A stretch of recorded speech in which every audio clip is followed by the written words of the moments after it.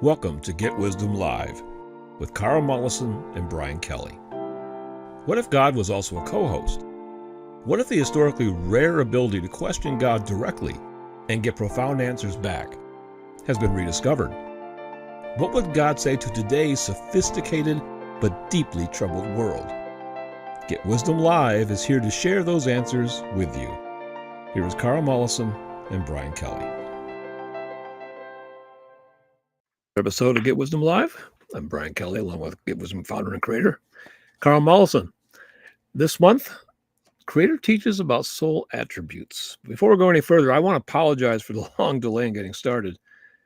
Google Chrome decided it was a good time to update the browser on my laptop, and that I was helpless to stop it. It's just unbelievable, Carl. It's the way of the world these days. Well, they're in charge now, aren't they? The cyber technologies. Yeah, unbelievable. But yeah. So we got a good one coming up. This is an episode on soul attributes. We talk about soul attributes in the light worker healing protocol. They're mentioned more than once, as well as the deep subconscious memory reset protocol. And I thought it'd be a good idea to kind of unpeel what was there. And boy, it turns out there's quite a bit. Well, it's an important aspect of our makeup, and it fills a huge gap in knowledge that's been present throughout human history. So we're breaking new ground in getting into this territory. Absolutely. But we got a lot to cover. It's probably going to go a little bit long. So maybe the delay was a bit forecast. But hang in there. It's good stuff. So here we go. U.S. creator Carl. The Lightworker Healing Protocol introduces the term soul attributes. We have been given as examples by Creator descriptions of some personal character traits. Yet we've also been told the soul is vast in what it contains. If we look at Google's definition of the word attribute, we see this. Attribute is a quality or feature regarded as characteristic or inherent part of someone or something. The word inherent stands out. And if we look at that definition, we get existing in as something as permanent, essential, or characteristic attribute. So now the two words that stand out are permanent and essential. Can Creator define what soul attribute means in divine terms, and does it imply the inherent qualities of permanent and essential? All right, and this is what I channeled from Creator of All That Is. These are Creator's words. These are certainly two central descriptions of the nature of soul attributes because they are fundamental aspects being expressed by the soul. They constitute the broad general characteristics and traits exhibited by people in ways that make them unique in having a particular personality and combination of attitudes, beliefs, talents, and proclivities. Because the soul is immortal, it could be expected that soul attributes are permanent features. Otherwise, that would contradict the notion of immortal if souls come and go over time and perhaps evolve into something quite different. That might make up an interesting universe of beings, but was not our intention and plan in the creation of sentient beings like yourselves. So there is a need for stability. What is the point of having a unique soul entity like a particular human being if it is unstable and becomes unpredictable, ultimately concerning who and what and how it does things, how it functions, how it reacts, and what it might end up doing, and in what ways? And of course, of most concern to others, how will it fit in with a group of other humans, like a family or a community or an organization? It is quite important to most people that others around them are predictable. So once a meeting has taken place and people get to know one another and size one another up, there are relatively few surprises and far less disappointments once they've taken the measure of one another and see there is some affinity, some compatibility in being acceptable in their makeup, which depends on soul attribute expression. And for that to be generally stable is itself a soul attribute, but made possible because attributes are permanent characteristics of the soul. And that leads to the second criterion of an inherent part of something as being essential. We would very much agree that soul attributes are quite essential to the functioning of a soul based being. People need quite an array of capabilities and characteristics, many of which are required to be successful in life, even in mundane human roles that seem quite ordinary. That perspective, of course, is a biased one.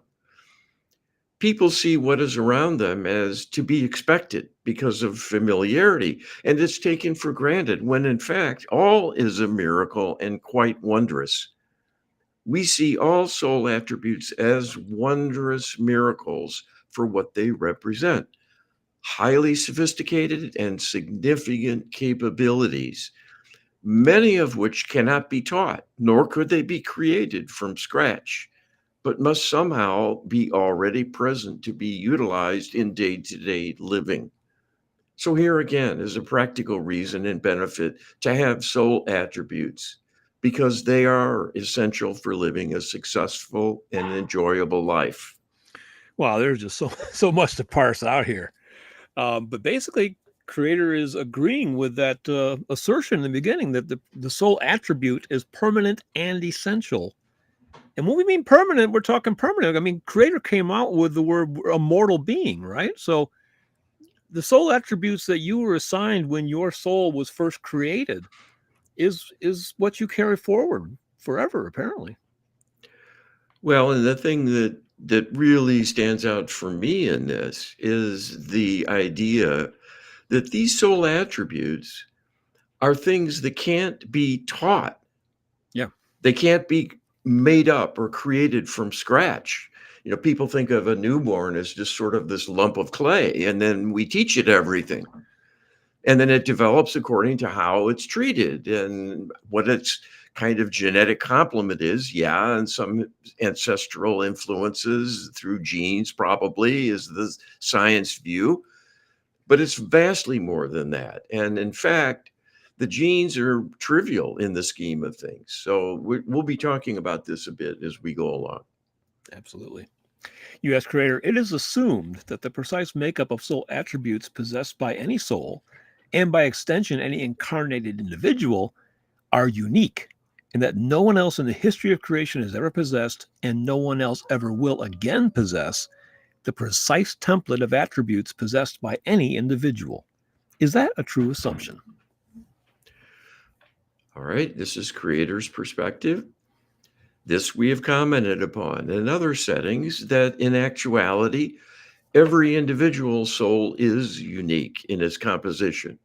And it is that myriad of possible combinations that allow the existence of so many discrete entities, no two of whom are identical in their soul attribute expressions.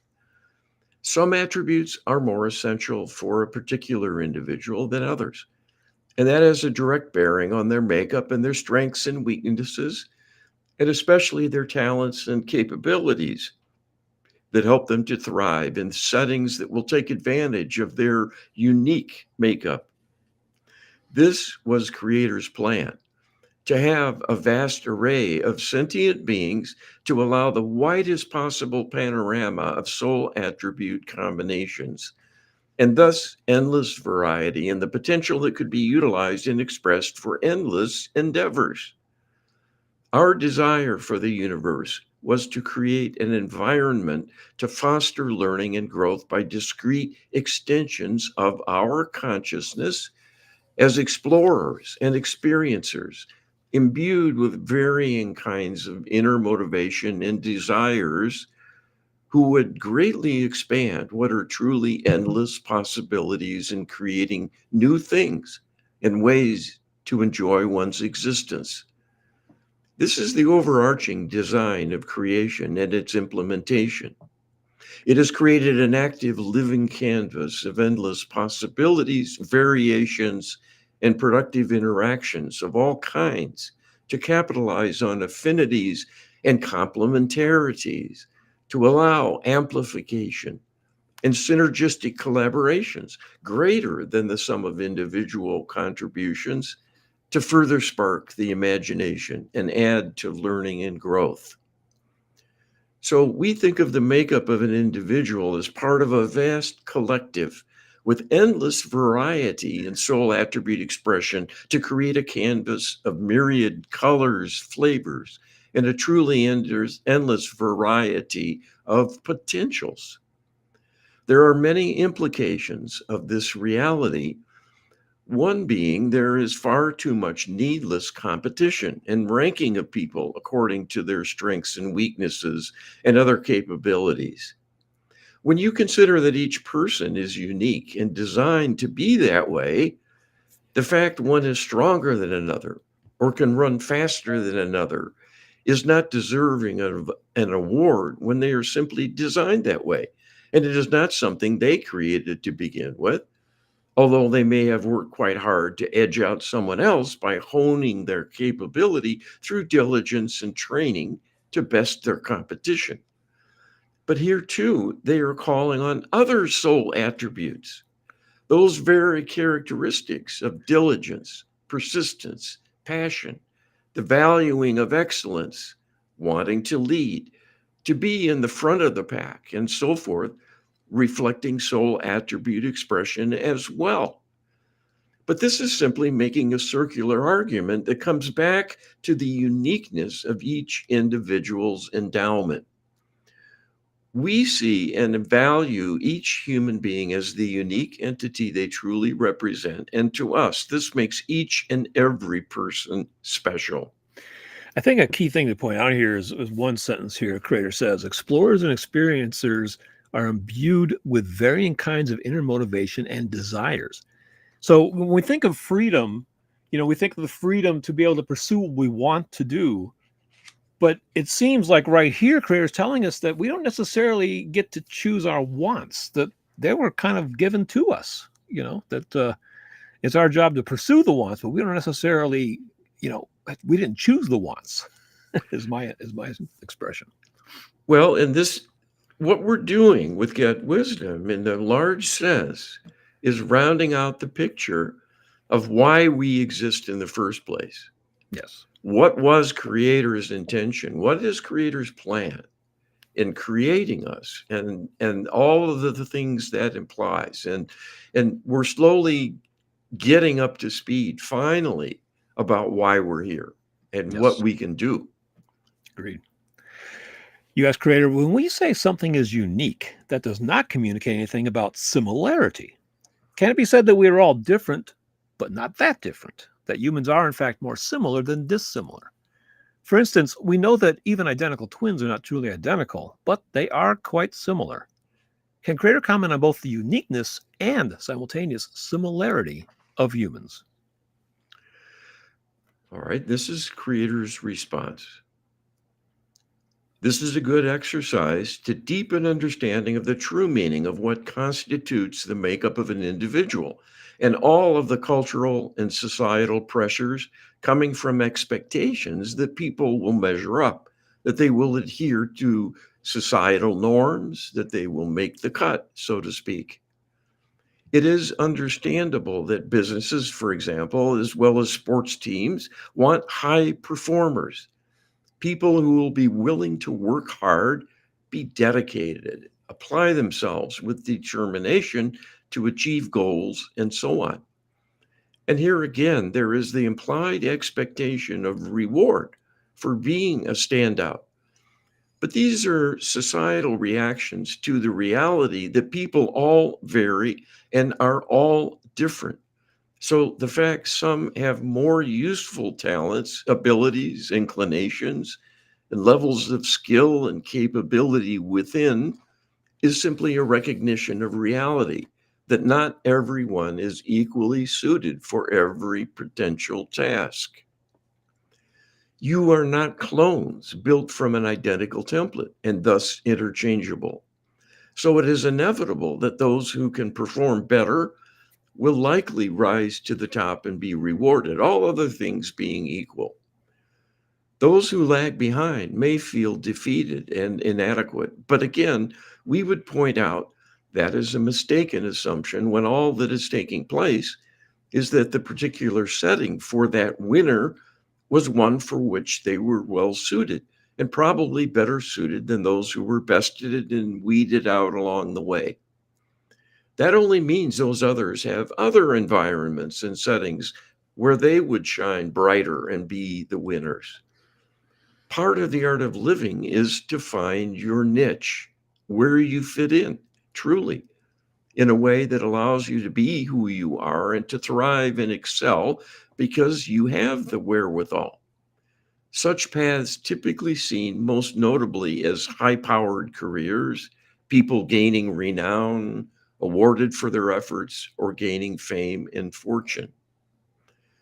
We view the idea of success in a completely different way than human beings. We see everyone who is living up to their potential as a success, not the few who are in the limelight and have name recognition widely in society.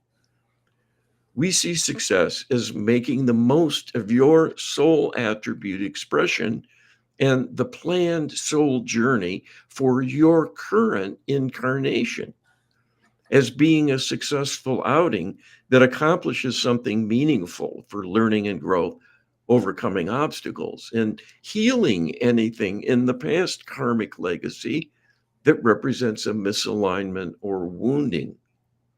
That, in fact, is the greatest of challenges and the greatest of accomplishments in our view, given you are in the most challenging and difficult location possible.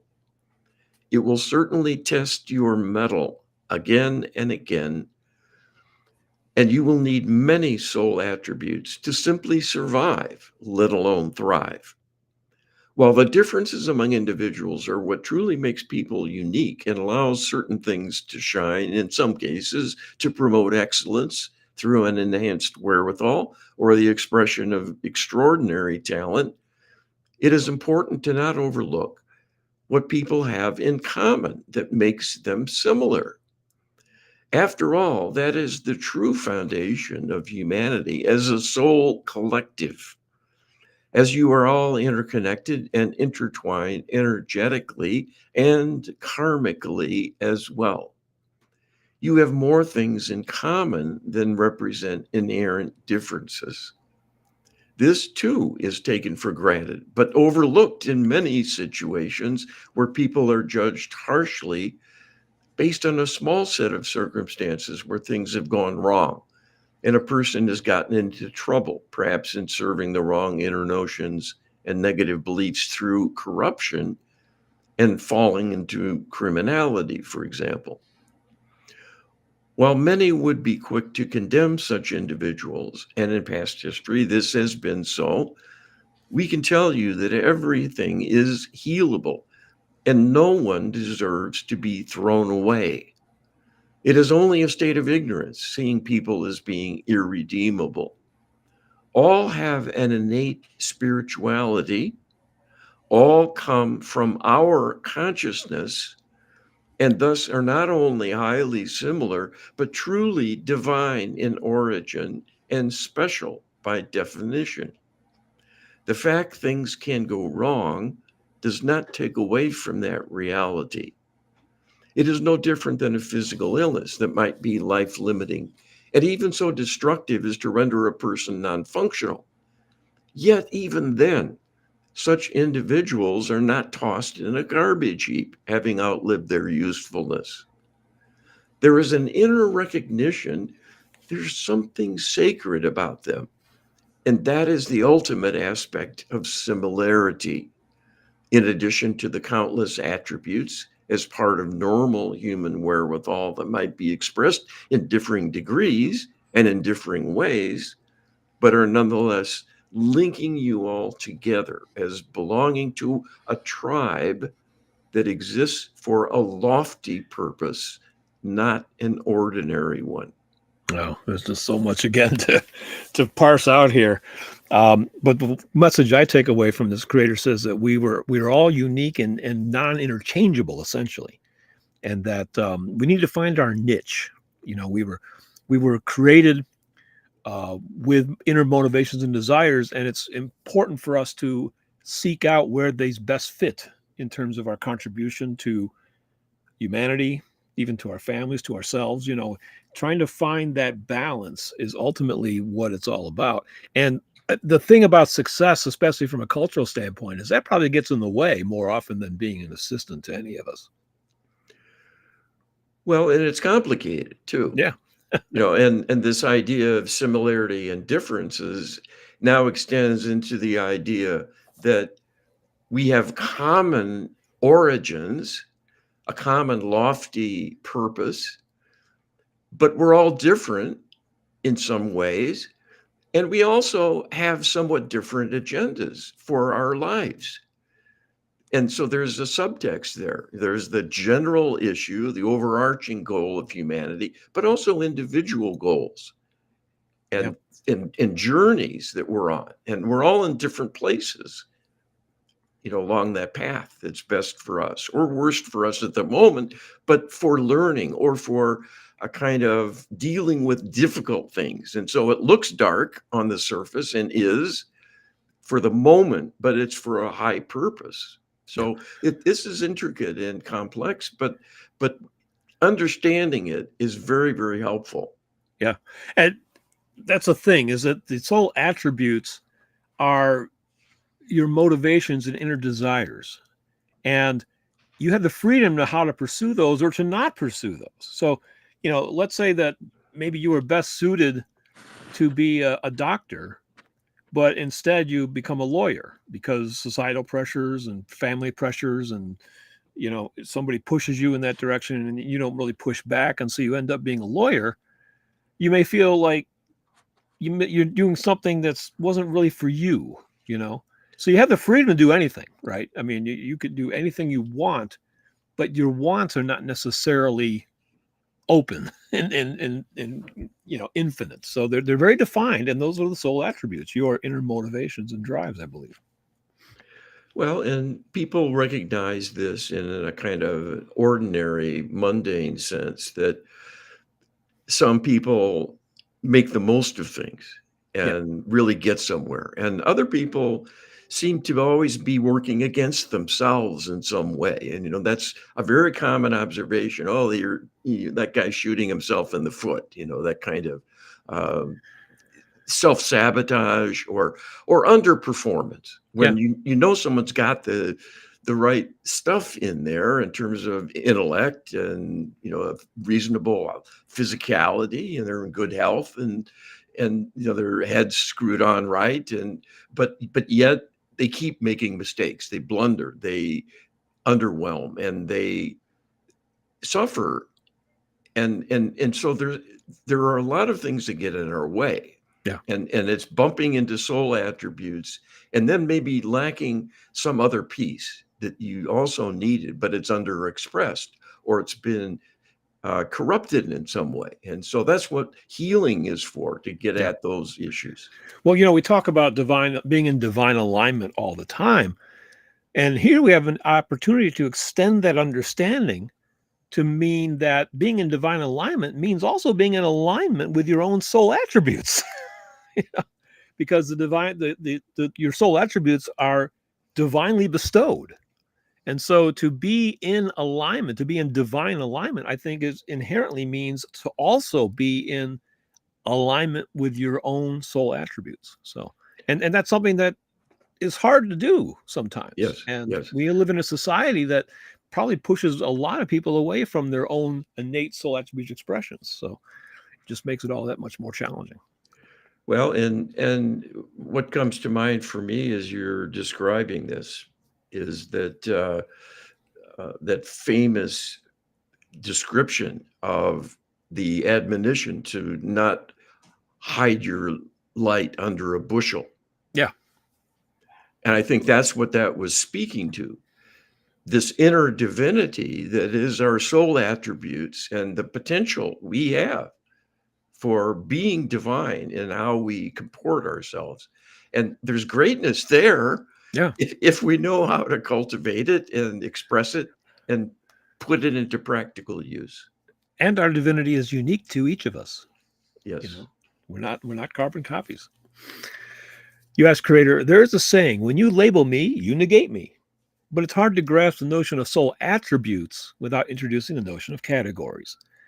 And categories by necessity utilize labels to denote elements and members. At some point, we do ourselves a disservice by insisting that no one should ever have expectations about another person. This gets to the point of absurdity when we refuse to acknowledge that a petite 100-pound female cannot play on the offensive line of an NFL team. What does creator say about the tools and usage of categories and labels? All right, these are creator's words. This is perhaps the most frequently abused notion about who a person is and what can be expected of them, that they will match, in most respects, what is understood to apply to their category or label they are given by society. This is a basic corruption throughout your culture, and that was introduced by interlopers to corrupt your thinking and lower your sights to settle for less, not only in making poor distinctions and choices and interpretations, but dimming you down and dumbing you down to believe in superficial characterizations as all important and disregard much of what is truly meaningful. We see this as an obvious, simplistic way of thinking that invites an appeal to prejudice, to oversimplify entire groups of people by labeling their ethnicity or their race as being reducible to a skin color, for example. The entire array of genetically determined characteristics are a downstream end product of soul attribute expression, and most are viewed as important or even prized simply because they are surface level attributes, not that they are even meaningful. So here there is a double fault on display. First is the notion that one's surface designation, such as race, could be superior or inferior to another innately. We can tell you that almost all such examples one could point to are culturally determined through lifestyle differences or societal influences to make one group disadvantaged compared to another, or just simply different because they may come from a quite different environment that stimulates development of different strengths. And when you take a fish out of water, it will look less impressive in terms of capabilities compared to a land dweller. But if you reverse the roles, fish will far exceed what a land dweller can handle tossed into the open seas. The second fault is suspension of discernment, that individuals are truly that and deserve to be seen without prejudice and given every opportunity to demonstrate who they are and what they can do, and not be prejudged by a label to perhaps be deficient in some way, inviting rejection or discriminatory treatment. The world is rife with divisive cultural beliefs and practices designed to drive a wedge between groups according to their labels and categories. Sometimes there is an inverse corruption that mandates acceptance of individuals who do truly differ. This is most evident currently about the idea of gender, that all genders are equivalent in capability and need to be treated equally in all circumstances and situations. This makes no sense in practical terms, as evidenced by your example of a petite female expecting to be a professional football player on the offensive line, facing opponents of a differing gender that might be 3 times bigger. The idea of mandating equivalence in treatment with respect to hiring in that circumstance is diagnostic of a corruption underway that denies reality and mandates a distorted view of things that can only persist through the inculcation of faulty beliefs to make such notions acceptable. So here the idea of being negated through being labeled has a corollary, that one can be accepted, promoted, and supported in an excessive and inappropriate way just as readily when labels or categories that are practical reality get ignored and overridden by programming to corrupt beliefs. This is a favorite tool of the darkness because it leads to confrontation, points of friction, frustrations, and abuses of all kinds. Again, the reality is gender is a soul attribute and only one of many possessed by an individual. This is why there are so many flavors, variations, and degree of expression. Expecting everyone to have the same personality, preferences, and behaviors according to their gender is a futile expectation indeed, because who they become and how they behave will be moderated by many additional soul attributes to strengthen and weaken the innate characteristics that go along with gender. So, grouping people with one characteristic and lumping them together is misguided and will lead to all kinds of inefficiencies, lost opportunities, misunderstandings, and other negative consequences. So the last sentence I think is interesting. So grouping people with one characteristic, and there are multiple soul attributes that we all have in different capacities and that have different influences, different percentages, within us. That's what makes us unique, is our unique combination of attributes. So we shouldn't be judged by one characteristic or attribute because we have multiple. And the thing that I was probing with this question was the thing about labels and categories. I think it's useful to think of it as like a tool, like a very sharp knife. A very sharp knife can be dangerous and can cut and cause all kinds of trouble, but it can also be extraordinarily useful and an inherent part of daily life. So labels and categories are one of these areas. It's like, it can be a dangerous tool. You have to wield it wisely and with great forethought to use it accordingly. But you don't want to throw out the baby with the bathwater either. Labels and categories are extremely useful for gaining understanding of things. So this is just kind of we're going into an arena shortly where we're going to be dealing with labels and categories. So I just wanted to get kind of an overview of creators' perspective on labels and categories in general. Yes, this is helpful because it's important. And we're not talking too much about current political and societal turmoil about this whole idea of identity and identity politics, based on these micro characteristics like your skin pigmentation. Yeah. Like this is the only thing that matters.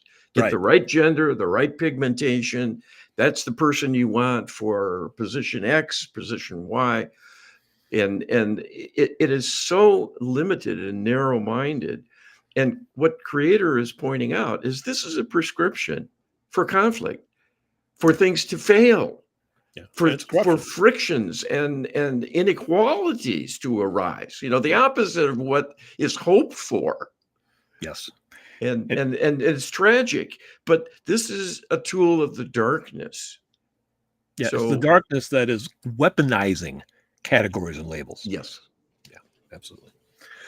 U.S. Creator, both the Lightworker Healing Protocol and the Deep Subconscious Mind Reset Protocol contain healing instructions for soul attribute expressions. This implies that there is nothing inherently wrong or flawed with any soul attribute, but rather how they are expressed, which is a function of free will. What can Creator tell us? All right, Creator says, your description is accurate as far as it goes. There is a time and place for any kind of human capability. The devil is always in the details. A person possessed of great strength and boldness may well become a bull in a china shop in some settings, while a gentle and highly sensitive soul makeup would be an asset in a therapist, but likely a liability in a warrior. What is needed is an array of strengths and weaknesses, capabilities and talents in combinations that are particularly of value for being able to do useful tasks of value in society so one can make a living have a meaningful and purposeful life, doing something of value that brings a feeling of personal satisfaction and accomplishment, that garners the respect of others, and that will help cement a strong bonding of life partners who see the value each party brings to the union if they complement one another and fit together in ways that benefit individually and collectively from their respective makeup of soul attributes. What makes life challenging and difficult is when there is an inadequate expression of something or a corruption that weakens a soul attribute that otherwise is an important characteristic needed in life by most people, or perhaps a particular occupation where there is some kind of inadequacy in a person otherwise well suited and with a passion for a particular role, and then find they might meet with failure because of a weakness they cannot cover up. So that defect gets in their way. This is quite common, unfortunately, because life is filled with hazards and there are many sources of possible injury and damage that can come at the hands of others and even of the self when the beliefs become corrupted and people turn against themselves with judgment and dislike.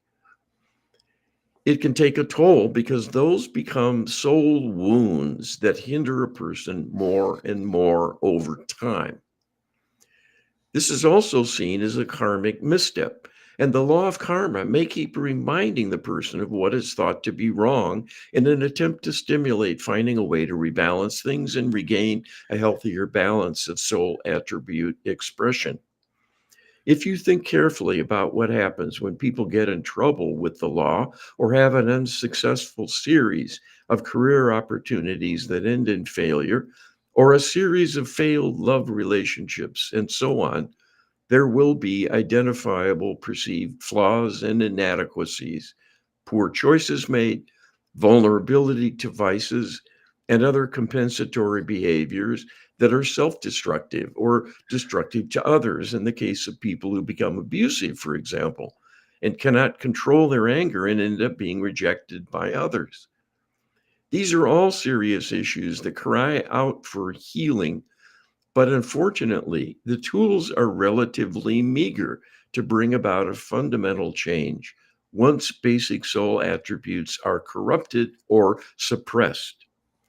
We have taught many times that the goal of the universe is to support and serve the expansion of possibilities while staying in balance. It is becoming out of balance that is the problem that can throw a wrench in the works to cause pain and suffering, failure, and collapse. Healing is a restoration of balance. So, missing or inadequate soul attributes can be strengthened, and those perhaps too greatly expressed through a perceived need to rely on them too heavily in the absence of other characteristics that would be supportive in other ways, more palatable and acceptable in polite society, need rebalancing to bring the individual back into better divine alignment. So things are expressed proportional to smooth functioning. This is an overarching goal of enlightenment, which in its essence is a healing journey to restore individuals to a state of divine alignment, not just the gaining of greater spirituality, but a rebalancing of soul attributes so their true divinity will shine. Wow, that last sentence says an awful lot. Not just gaining the greater spirituality, but a rebalancing of soul attributes. We all have the common goal of, you know, gaining greater spirituality, right? We all essentially have it or should have it.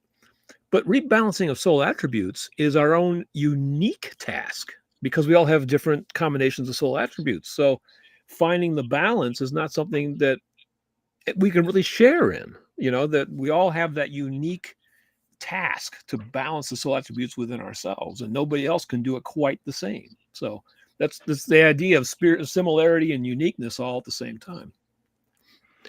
Well, and the idea of enlightenment, meaning greater alignment with light, the holiness, the divinity, of our origins is not only essential, but all about what we're here for to do and what needs to happen when things aren't going well. Yeah. You can't take a pill to correct a soul attribute corruption No. or an inadequacy of expression. Yeah. This is the folly of our society in thinking of very superficial terms. And what matters is what you look like, where you come from, whose kid you were, and what country you're from, what race you have, and so on. These are superficial circumstances and aspects, but the Yeah. deeper things are what matters. Well, our society has this kind of one size fits all approach to a lot of things, which doesn't serve in this particular arena.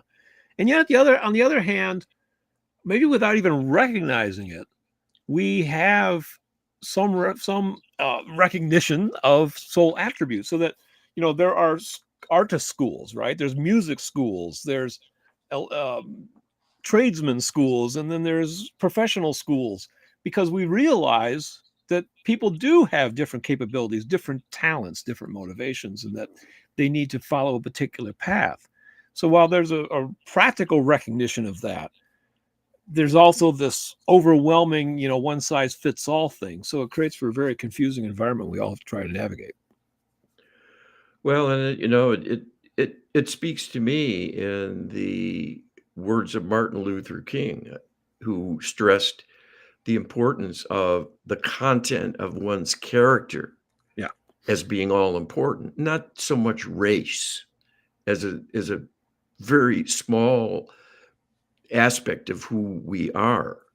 That is so overblown, and how we got there is because of a corruption. To think that is the most important thing about a person, Right. what color they are, their skin color, their skin tone, and how much melanin is in there, and how little, and that means everything.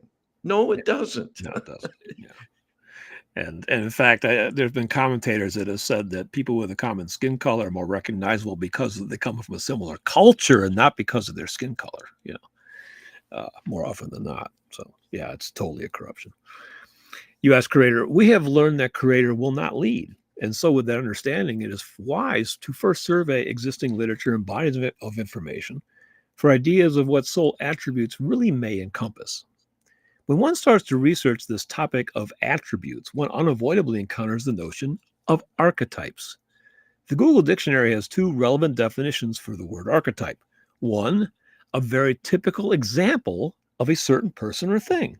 Typical example. And two, a recurrent symbol or motif in literature, art, or mythology. Gee, that sounds like a label or a category. So tie it together with an earlier conversation. So archetypes denote typical examples, and they're denoted and recognized by recurrent symbols or labels. What can Creator tell us? All right, Creator says, this is an excellent example of how people can be both similar and different, and that this is an intentional array of possibilities readily exhibited in looking at the variety of archetypes that represent a quite stable set of characteristics and combination of soul attributes, supporting a consistent profile of talents and preferences.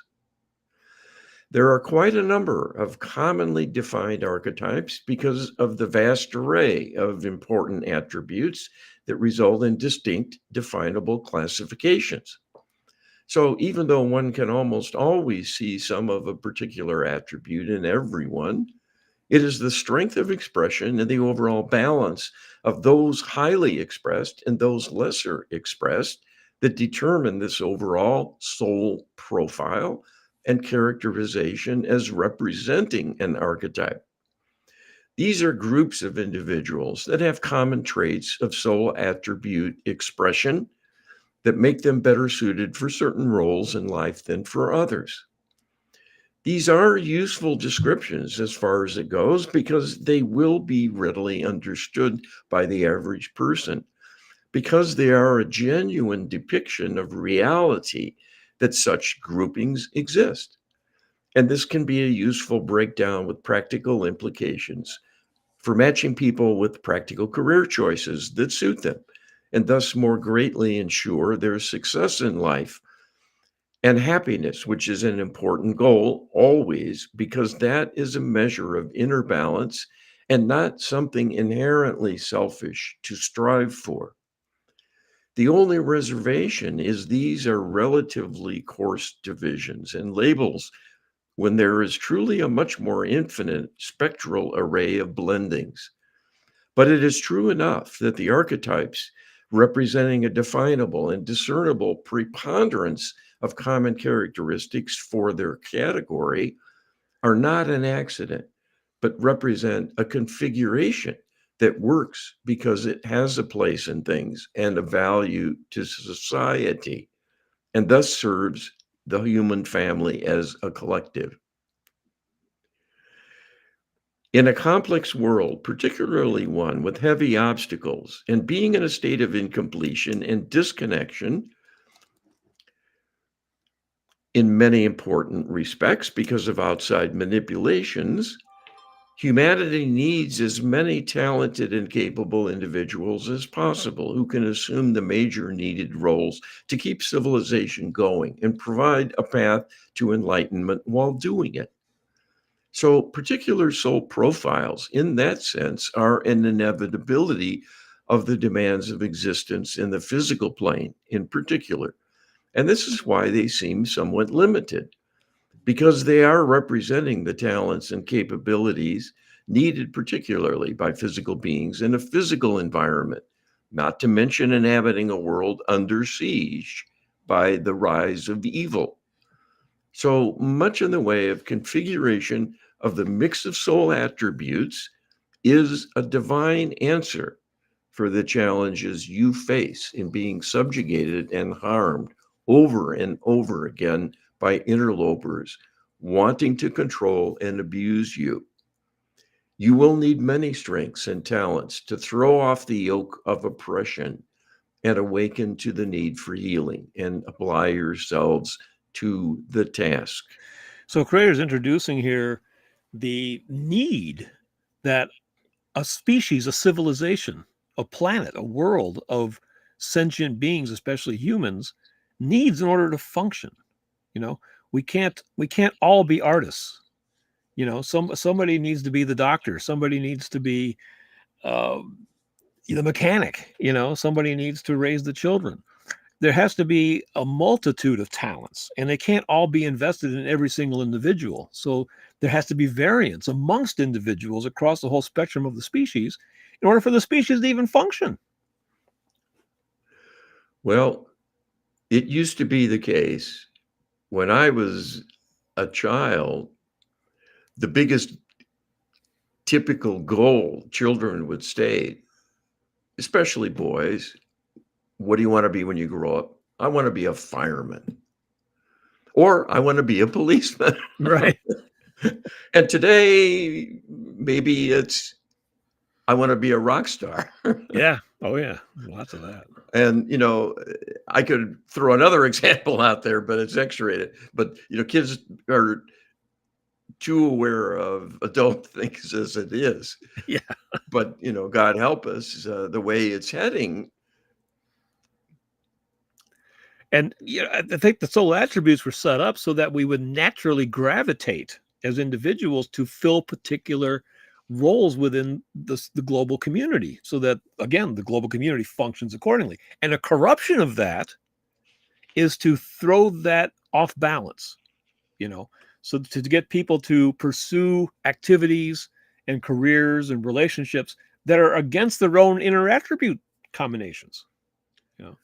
So this is how attributes get corrupted, right? And the whole point of the light worker healing protocol is to balance and heal the expression of attributes. So this is definitely an important exploration. Mm-hmm.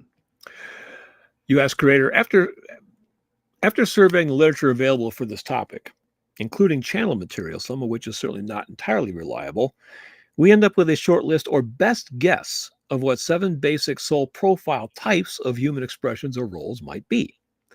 There is the helper type, which expressed as an occupation would be a nurse, for instance. The next would be the artistic type. Typical occupations would involve any and all types of experiential manipulation, from fashion designer to architect to interior decorator to musician. The next type would be the athletic type. These are your professional soldiers and professional athletes and even school teachers. They gravitate to competition of all kinds and small group leadership roles. That's a key point of that one. One body of literature denoted these three types as common. These three, helper, artistic, and athletic, are asserted to constitute nearly 2/3 of all humanity. What is Creator's perspective? All right, Creator says, this is a fair characterization, if certainly a blunt tool to apply an overall label to something as varied as a human being and all that entails. Given that individuals have many roles in life, and if involved with a family, will be doing teaching, will be a caregiver, a helper, and in many cases, a researcher to find out how to troubleshoot the problems of their loved ones, and may well need to be an athlete at times to keep up with their youngsters, or perhaps engage in athletic play. But again, these soul profiles are meant to understand human nature and human culture, and as such, these three in particular, viewed as representing a majority of human beings, comprise major divine attributes as the central pillar in each instance. Doing something as a helper is in divine alignment, at least in the raw intention, if not the implementation always. And that is certainly the most godlike of characteristics, because it recognizes the importance of serving others as well as the self, and will involve give and take, which is a search for balance to address universal needs.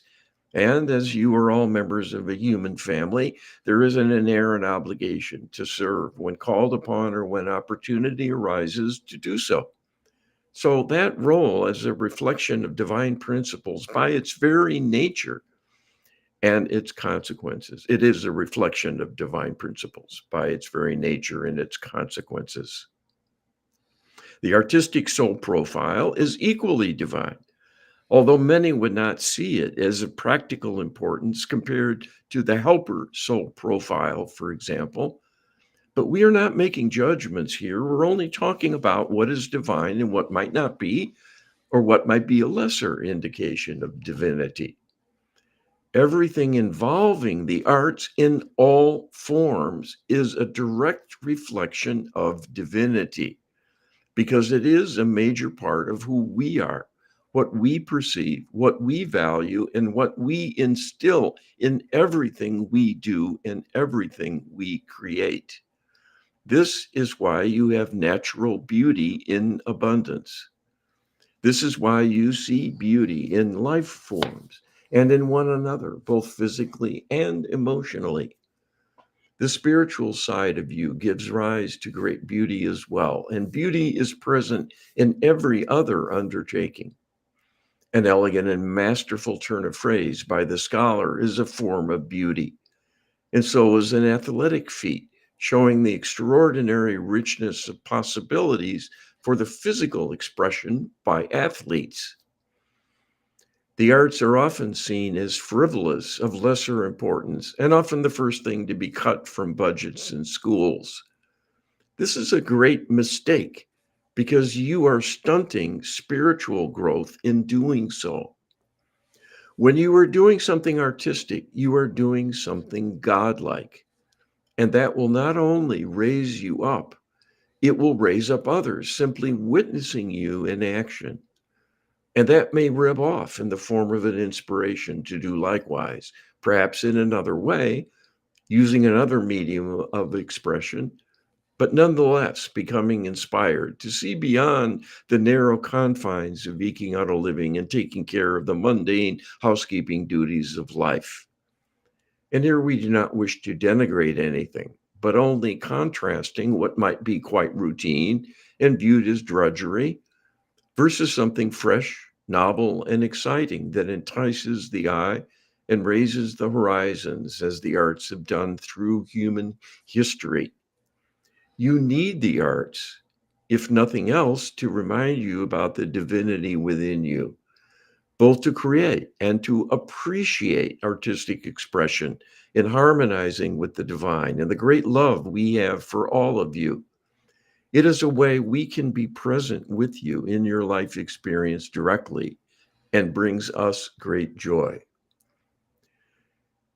The athlete is divine in representing dedication, commitment, and applying the self diligently in a systematic way to make gains and reach desired goals. This is what athletes do at the core of what they aspire to achieve and surmounting obstacles, starting with their own personal weaknesses and limitations. In working to attain excellence and best others in competition, they are seeking learning and growth in a very tangible fashion. It does not so much involve the intellect as the physical immersion you are experiencing by inhabiting a body in the physical plane. That is the most basic and direct of challenges for all because it is foreign to you, given you are inherently a light being and not a physical animal, except when you incarnate on the earth for a time. So it is directly a body of endeavors that are central to your mission to learn how to navigate and cope with challenges of all kinds and adversity as well, given your body is fragile, easily attacked, needs protection, and much healing to keep going and achieve a long and healthful life. So it is a kind of ongoing report card about how you are doing, how you are living your life. Keeping your body healthy, youthful, strong, and vibrant is an achievement that can only come about through personal commitment. Granted, some are endowed with more musculature, more innate skills for using their anatomy, having better balance, quicker reflexes, greater endurance, and so on. But it is the act of overcoming limitations and making the best of what one has in following a path that is natural and intended for the athlete to seek that arena, which demonstrates divinity and having a commitment to a life purpose that suits their soul makeup for that incarnation. Yeah, I think that the athletic soul type really does represent that spectrum, because within the realm of athletics, you can be a small petite female, but be a fabulous figure skater. Whereas if you're big and lanky and very talented, like Michael Jordan on the basketball court, that's another expression of athleticism. Then you have the marathon runners, but then you also have those of the archers that can with great skill. So, and no one person can be all those things. So there's going to be an array, but all of these individuals represent somebody that is attracted to athletics and is going to spend a great portion of their life pursuing it at a high level. Creator has laid out three different types here: helper, artistic, and athlete. We all have some of that within us, but we're also going to have one that kind of stands out above the others. Well, it is about the journey more so than the endowment. So, and I think of the athletic type and this pursuit of excellence within that context. It involves many, many important soul attributes as creator is delineated. There's segments of society that look down on athletes as jocks, and those are the elite intellectual class, I guess. Yeah. And it's so wrongheaded because those soul attributes are common to other pursuits as well, and it's a demonstration of many useful and divine soul attribute characteristics. So if you think about those individuals who maybe as children take part in the Special Olympics because they're physically challenged, but yet they strive to be a good athlete nonetheless. So here you go. Individual soul attribute expressions, and then the physicality, whether it matches well or not so well, creates hurdles and obstacles and challenges that benefit everyone who goes on that path for a time. Yeah, and we're trying to figure all this out while we're in a world corrupted and threatened for its very existence by interlopers. And I was reminded of a comment that comedian Jay Leno made. He said, if I was born back in the Roman Empire and part of a legion, I'd probably be killed outright for for making cracking jokes, right? So it seems like at different points in history, these different soul types can find themselves in hazardous environments, as well as environments that promote and exalt and celebrate their achievements. Yes, very, very good point. U.S. creator, the remaining soul profile roles would be researcher, typical occupations being anything scholarly. One source said something to the effect that only the researcher type of person could spend an entire lifetime studying the mating habits of an African beetle. I know I couldn't do that. A helper type would never be able to do that without going crazy, for instance. The remaining three types are the orator type, the journalist being a principal occupation, comedians another one, they're orators as well. The remaining three types are the order type, with the journalist being the principal occupation. I'm repeating myself. The spiritual type, with anything involving religious and or inspirational leadership and devout following being the center stage. And finally, the chief type. The chiefs are souls that are always focused on the big picture and gravitate to roles and occupations that impact large numbers of people. It is assumed that chiefs make up the smallest percentage of humanity, as low as 2% of all of humanity. What is Creator's perspective? All right, Creator tells us here you are describing three soul profiles of proven value to society with ample opportunities for personal growth, learning, and enrichment. But by their very nature, there is a lesser need for these three types by the majority of humanity during an incarnation. What researchers intend to do requires specialized skills, great intellect, an excess of curiosity, and a burning need to know with an impatience to never rest until that curiosity is satisfied. Given the state of ignorance in the world, if everyone were this way, it would add tremendously to stress levels as well as great inefficiency because many would be making duplicate effort. It is enough for some to be the researchers, so the burden does not fall on all to take on the great challenges in gaining deeper understanding when you have so many impairments and disconnections from higher sources of knowledge and wisdom to begin with.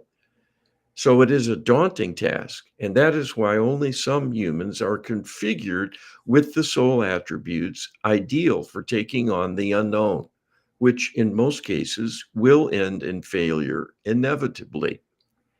Yet the researchers will just keep on going despite the uncertainties and despite the many false starts, blind alleys, and unrewarding findings they end up with. They will re enter the fray to go at it yet again. The world needs the scholars, the investigators, the detectives fascinated with nature's mysteries, because that is how you will advance in coping with the physical environment you are a part of and need to surmount for your survival. Orators are of great value because it is impossible to know everything and a great burden to be a communicator and do it intelligently and wisely as well. Those with such gifts are an invaluable contributor in helping to inform and educate others. And to do so effectively will require much discernment and wisdom. In a way, it is a test of divine alignment. The degree to which the spokespersons are presenting perspectives that are fair and a balanced portrayal of reality, where truth is the ultimate standard. If so, it will resonate with people, and to the extent they settle for less in their orators, it is a measure of them, whether they perhaps are corrupt and falsely complacent to not recognize the lies they might be told, or the unwilling to or to be unwilling to act on inner misgivings and simply give up and go back to their lives and not take action personally to attempt to change things in society. As a practical matter, a majority cannot be orators because there would be such a profusion of voices, it would add to complexity rather than clarify and streamline things. The danger in having a smaller number of orators is when they are falsely entrusted to be spokespersons, teachers, and leaders of thought, but they themselves are corrupt and being manipulated through the programming of interlopers. That is the best description of today's world. The spiritual soul profile is quite evident in the preacher, the priest, the imam, who are drawn to spiritual focus and seek a life of greater purpose in honoring their divinity. This is quite the opposite of the average person who, more commonly than not, ignores their spiritual heritage and is content to drift along, oblivious to all that it represents. The fact the latter is so common does not make it normal, but the average person is not endowed with the soul attribute makeup of a spiritual leader who wishes to be an influence on others and will start by acquiring greater knowledge to help better define the self. The spiritual soul profile is thus invaluable in providing teachers and leaders as examples of divinity. After all, it is your link to us and an essential anchor for a normal and happy life. Without it, there is dissipation, degradation, and growing emptiness. So, at a minimum, such individuals remain a beacon for others. Whether or not they are successful in attracting a flock, they keep the spark of the divine visible and are the best link to a better future for humanity, because partnership with the divine is the only way to get there. As with all best intentions, the spiritual soul profile is not a perfect defense against corruption. Just like any other combination of soul attributes, people can be commandeered, manipulated through propaganda and mind control to pervert their inner nature and make them choose unwisely a path that will lead them away from divine alignment in the end. This is how some would-be religious can end up harming many others through having a distorted lens that is corrupt. So they have the trappings of divine perspectives and alignment, but only in a surface way, because they can become a wolf in sheep's clothing. The soul profile of the chief is perhaps the easiest to see as best left to a small number of would-be leaders. This is simply conventional wisdom, as in the saying, too many cooks will spoil the broth. When everyone wants to be in charge, nothing will get done, for it is a prescription for conflict. So here again, there is need not only for soul attributes for leadership, but more than the willingness to step forward, to have the courage, self-confidence, and gravitas to be effective, but many, many other soul attributes that will help the would-be chief to stay in divine alignment. So what they do as a leader will be helping and not hurting. Leaders who contravene the best interests of their followers are hugely destructive, and history has proven more often than not such leaders as would rule the world turn out to have feet of clay. So these soul profiles are certainly every bit as divine, ideally in their makeup, but have perhaps the most difficult of tasks to achieve and maintain divine alignment, as well as to stay effective and attain not only competence, but mastery of their challenging roles. Wow. So we have introduced the full spectrum of soul profiles. And again, we want to remind people that you're a mix of all of them. You have every one of these profiles within you, but to differing degrees. And I look at you, Carl, and researcher just screams out, that you definitely have that as a very powerful attribute. But I think you also have a good dose of spiritual as well, right behind it. And I'm also reminded of your tales of your father And that he comes across as just emphatically spiritual. That you could pick that out a mile away. Well, you see, I was sort of bi in my Yeah. in my soul attribute configuration. To introduce a little note of humor, but I remember as a kid being so enamored of science. I mean, I was steeped in science. It was my curiosity. I wanted to know how things got here. What is the true makeup? What makes something living? Where do you go when you die? What is the divine spark? I had all these ideas as a kid. And I remember struggling in school because I was so endlessly bored with the mundane things they were teaching. And all I wanted to do was go home and read medical books and science encyclopedias. And I remember finally, I think it was in seventh grade or eighth grade, they gave us all a test to look at aptitude, Mhm. the Cooter preference test, it was called. And you would have certain profiles based on what you were, inclined to be good at. Okay. Right. And when I got my results back, they had us draw a graph of this so we could really see it visually. So all these categories were spread out, and there were bars for each category. And mine was ridiculously gigantic as being science oriented. Sure. It Sure. was 98% science. Oh my gosh. Yeah, yeah, and that's me. I've been a scientist my whole life. I still am by virtue of soul attributes, but Yeah. it's not the only dimension No. that I have, because now I'm intensely spiritual, but I'm combining that with a practical side.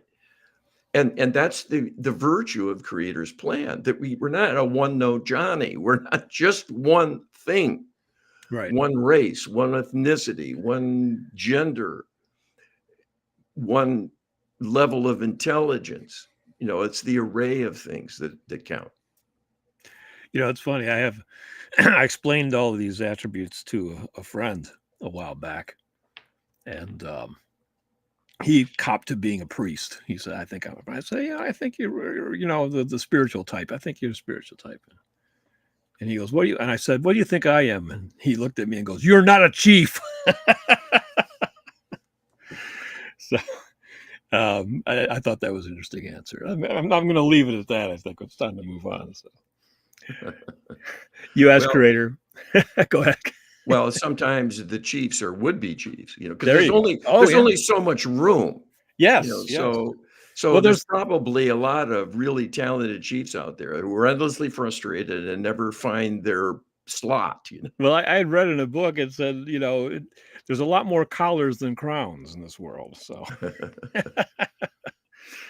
oh, you ask creator. So, if we were to assume that each human is typically and primarily one of these soul profile roles, that would narrow the expected behavior of such a person substantially.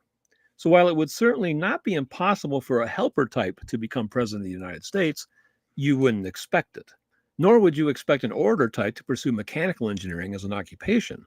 If they did, you would likely find them becoming the editor of an engineering periodical rather than burying themselves all day in blueprints. So, while these primary attributes don't create hard boundaries that prevent individuals from doing anything they want, they do, in fact, help mold and define those very wants to begin with. What is Creator's perspective? All right, Creator says, it is very much the case, as you set out in your description here, that the great demands of certain roles will automatically dictate a special combination of soul attributes in order to be effective, and cannot be assumed by just anyone with a random assortment of soul attributes in their makeup. In a sense, people are born to be who they become, not made.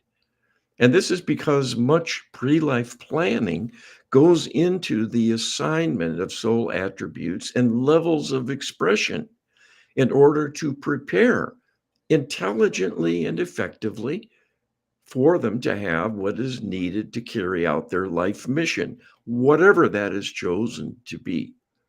It is like being equipped with a tool belt to see that each person has the makeup, the wherewithal, the set of tools they will need for their chosen role in life, including an occupation and a destiny as a contributor in a broader sense. This is the hidden secret behind human nature and the idea of archetypes that have been discerned to be present more often than not on the part of those who have major impact on things, representing those soul profiles and their innate qualities or soul attributes. It is not an accident that some children will master an instrument at an astonishingly early age. It is not just they like music more than average. It is that they have been a musician more than average in other lifetimes and want to continue because they not only like the role, they have learned the role before. And it will be much easier for them to be an accomplished musician and quickly setting out on a new voyage as a newly incarnated human being. There are many purposes for life, and this extends well beyond the basic set of skills and talents that make a person well suited for a particular role in life. The greatest role for all is to bring their life into balance that is in harmony with divine alignment and keep it there while they are also dealing with the problem of evil because that is your life purpose. The rest is simply a set of details to provide a cultural backdrop, to exercise your muscles, your brain, and your talents in whatever capacity interests and suits you and your makeup. The thing about balancing soul attributes, I mean, it sounds like kind of archaic or, what does that mean? Really, it's about pursuing satisfaction and happiness and fulfillment. When you're expressing your soul attributes as they were intended to be expressed, you're going to have happiness and joy and satisfaction and fulfillment as side effects. So that's why it's important, Carl. Yes. Yes. We're all different. We value different things. One person's meat is another person's poison. And it's so true because we're born to be who we are for this round, at least. It's not the sum total of who we are either. It's No. just a small portion of the vastness of our soul. But we're here because of a higher agenda and individual goals also. And that makeup is intended to sort of front load things to give us the requisite to get through it and make something of ourselves and grow from the process. So we're always trying things we're not good at, as well as maybe having an opportunity if things are orchestrated the right way and we get the right divine support and so on to be in the right place at the right time and land well and get a foothold on a career and are successful in conventional terms. Absolutely. U.S. Creator, this is a mere introduction to the topic of soul attributes, as well as we will explore soul attribute expressions in future episodes. Can Creator tell us how empowered prayer, the Lightworker Healing Protocol, and the Deep Subconscious Memory Reset Protocol, along with divine life support, are the means by which soul attribute problems and negative issues of all kinds are best resolved? All right, Creator says, here you are finally getting to the crux of the human dilemma. Whether or not people see themselves as blessed with special gifts, whatever talents, abilities, and character strengths they possess will either serve them, undermine them in some way that backfires, or be neglected and will be their choice largely in what happens. All human beings are facing opposition by the forces of darkness.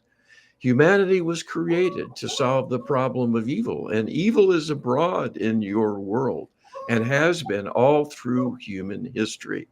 I hear the hellhounds baying behind you, Brian, at this very I'm moment. going to mute my mic for this. Here we go. It is the reason for all of the dark events, the calamities, the wars, and other conflicts, the slow progress of humanity and learning how to get along, and even how to surmount the challenges of physical existence in a fragile human body, given the vicissitudes of weather and the many scourges of predators and diseases. The many lifetimes people have lived in poverty, times of famine, mass death from epidemics, devastating wars, and countless disruptions from marauders and criminals have created a huge backlog of karmic trauma. That weighs heavily on all of you, giving rise to physical illness and emotional impairment. The scourge of dark spirit possession will awaken those traumas within your body below conscious awareness, and that is a clue to much of human suffering. The Earth is in the grip of a dark extraterrestrial alliance that conquered you long ago and set you up to be their puppets in a kind of ongoing play where you are the actors on the stage and they are writing the scripts to maneuver you into a position and make you do things or not as they decree. And the overarching goal of all of that manipulation is not to help you and improve your world, but to see in how many ways they can bring harm to you so they can watch you suffer, to serve their depraved appetites as savage and heartless psychopaths who can only enjoy the power they hold over others, being devoid of love. Not only are you in this mess, you do not know it.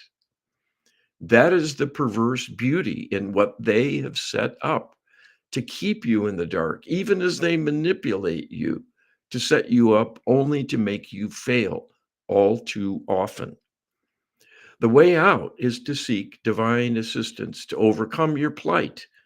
You cannot do this on your own because you do not have the reach to fight back against superior foes who are billions of years ahead of you with their technology and willingness to do anything heartless and cruel to stay in power.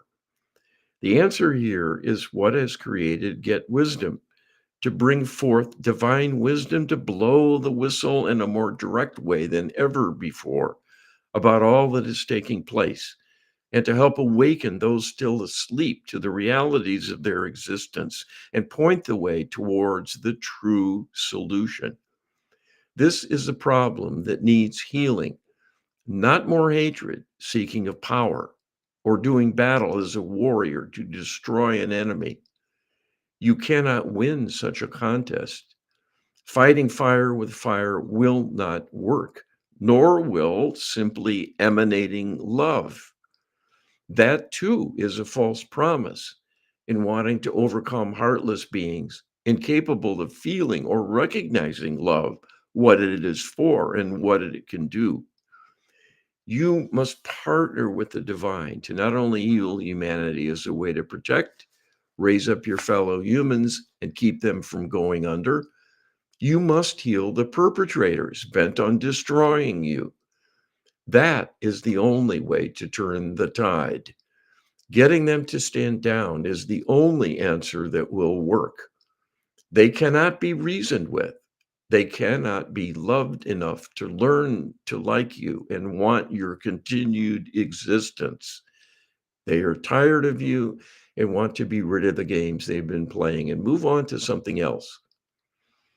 Through these healing protocols, you can invoke divine assistance to get these interlopers, all of them, to move aside, at least for a lengthy period, as a kind of vacation before they gear up to carry out a wholesale annihilation of humanity, which is their current plan. That will give you and all of humanity, if these healing protocols are applied, an opportunity to heal sufficiently to allow a grand ascension to escape the physical plane altogether. That will be your deliverance. You will have new and more exalted roles to play as a light being full time without having to journey to the physical only to be pummeled and abused and corrupted and degraded and give you as much new work to do as what you may have set right in the course of a lifetime. Life has been a holding action for millennia. It is time to break out and implement a better answer.